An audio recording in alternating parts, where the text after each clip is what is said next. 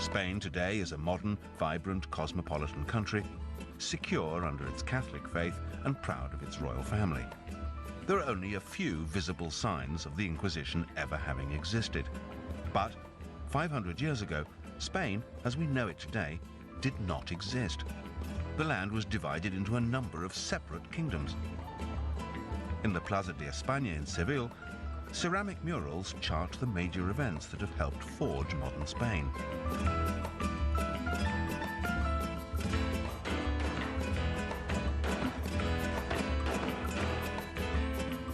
Across the 54 murals, a number of themes emerge: royalty, religion, and war. Each one vital to the story of the Spanish Inquisition.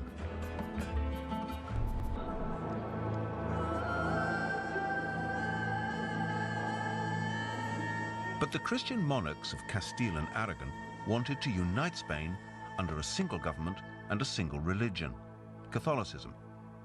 As has happened many times since, wars began in the name of religion. In the ensuing battles, the Moors were driven further and further south by the Christian armies. As the Christian frontier was rolled back and the Christian kingdoms moved further south and incorporated the various Jewish communities in the great cities like Cordoba, Seville, and eventually Granada, they had to ask themselves, what were they going to do with these Jewish communities? Were they going to tolerate them? Now, Islam can tolerate both Jews and Christians because they count as children of the book. They have a special position within the Muslim religion. But Christianity doesn't have that room for maneuver. And it was thought to be a Christian duty to convert all people of a different religion to faith in Christ, the Son of God. Ferdinand and Isabella were good Catholics, but they also craved political power. They'd underestimated the volatile hatred between Christians and Jews, which threatened peace and unity. But they'd face a terrible loss if everyone who was then a Jew, or who had Jewish ancestry, were expelled or locked up. Many of these people were Spain's most outstanding and upstanding citizens. Isabella and Ferdinand couldn't afford to lose them from society. But nor could they allow the instability and hatred to continue. Clear and decisive action was needed. In March of 1492, they gave the remaining Jews an ultimatum: convert to Christianity or leave Spain for good. The Jews of Spain had 6 months to comply. I think the dilemma which the Jewish families faced in the 15th century to convert, and especially when Isabel ordered them in 1492 to convert or leave the country, was a particularly difficult decision for them to make. Would they betray their religion, or would they turn their back on a country where they'd lived for hundreds of years? And I think for them, having to make this decision must have been an absolutely cruel one. And at times, the Inquisition looks like a monster that has to find new ways of feeding itself. At first, it confines its interest mainly to Jews. Then it starts looking at the practices of Moors. In the 1520s and onwards, it looks at the activities of potential Lutherans or Protestants in Spain. And then, in the second half of the century, it reinvents itself once more and starts, if you like, looking into the bedroom, finding out what ordinary Christians are doing with each other, what they're saying to each other, and just how they're behaving. For most ordinary Spaniards, the Inquisition was vitally important.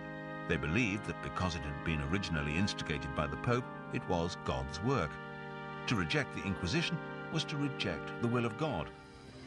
Heresy, believing things that the Church said were untrue, heresy imperiled your soul. And there's almost a way of seeing it as analogous to that great fear we have today of cancer, because heresy was seen as an illness which could rot your entire spiritual well-being to the point that you were beyond redemption.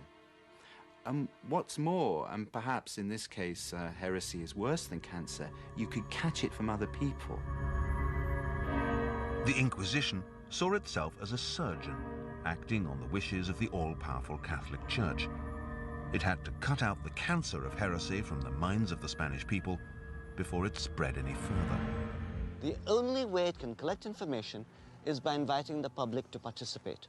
It has no secret archives, it has no database, it just sits there and asks people to come to it with what they know about the practice of religion by their neighbors. It is a system based on the populace as a whole participating in a great movement of espionage on their own neighbors. This was one of the darkest aspects of the Spanish Inquisition, and it would invariably lead to a knock on the door under the cover of darkness. You would find that at dead at night, the Inquisition would come, the house would be surrounded, you would be arrested with everybody else in the house, with your wife, with your family. You would then be taken in a closed carriage to the Inquisition prison.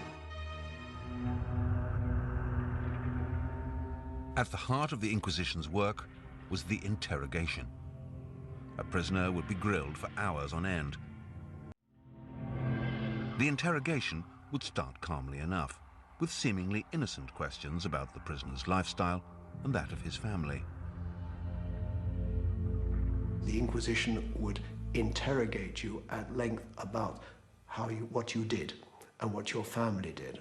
Because it wasn't only you that they were concerned with, it was everybody that you might know, what they called your accomplices. And they will say to you, what's your name? Do you know why you've been arrested? No. The Inquisition does not arrest people for nothing. Are you aware of that? If you say so. Have you anything to say to us? Any confession you make? Because the voluntary confession was the one which would get you off with least trouble. No, I have nothing to say. I don't know why you've arrested me. Go down to the cell and think about it. Torture was reserved for only the most serious cases of heresy, but there's no doubt that torture was practiced.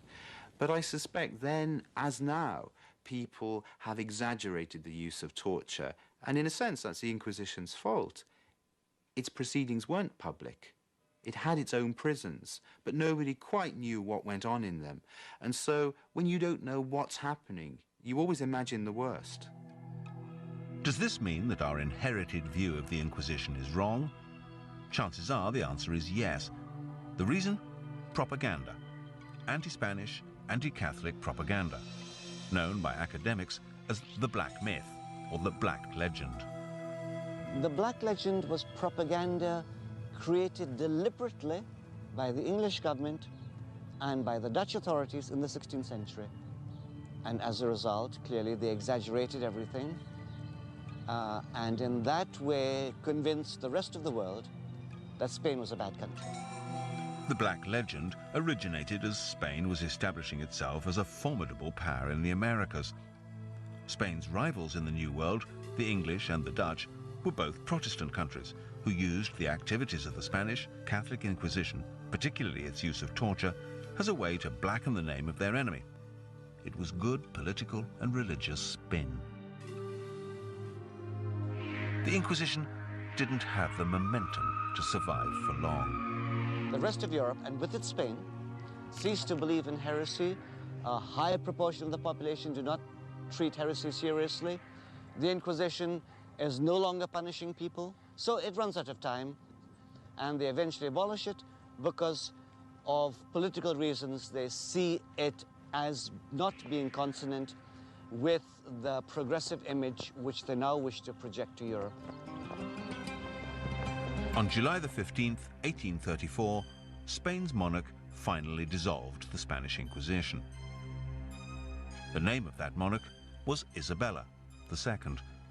It was almost as if the Inquisition had come full circle, and although we may have received a distorted history of the Inquisition's torturous ways, it still has a very potent legacy.